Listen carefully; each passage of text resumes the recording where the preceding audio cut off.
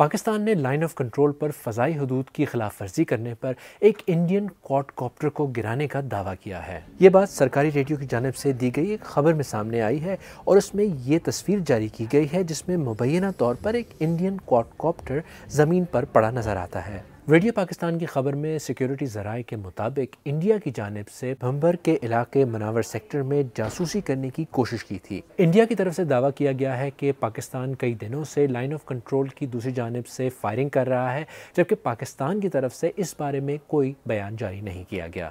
پاکستان کے وزیر دفاع خواجہ آصف نے کہا ہے کہ انڈیا کی طرف سے فوجی مداخلت عنقریب ہونے کا امکان ہے۔ خواجہ آصف نے یہ بھی کہا کہ اگر ہماری فضائی حدود کی خلاف ورزی ہوئی تو ہم اس کا مقابلہ کرنے کے لیے بالکل تیار ہیں۔ یہ ایسکلیشن 22 اپریل کو انڈیا کے زیر انتظام کشمیر کے علاقے میں دہشت گردی کے ایک واقعے کے بعد ہوئی جس میں 26 ٹورسٹ ہلاک ہوئے۔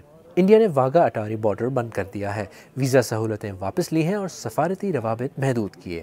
انڈس واٹر ٹریٹی یعنی سنتاس معاہدے کو معطل کر دیا گیا ہے۔ جواب میں پاکستان کے مطابق اس معاہدے کے تحت اگر پاکستان کو ملنے والے پانی کا رخ موڑنے یا اسے روکنے کی کوشش کی گئی تو اسے جنگ سمجھا جائے گا اور پاکستان اس کا بھرپور جواب دے گا۔ پاکستان نے بھی انڈیا کے ساتھ تمام دو طرفہ معاہدوں کو معطل کر دیا ہے، ایئر سپیس بند کر دی ہے اور سرحد بند کرنے کے علاوہ تجارت بھی معطل کر دی ہے۔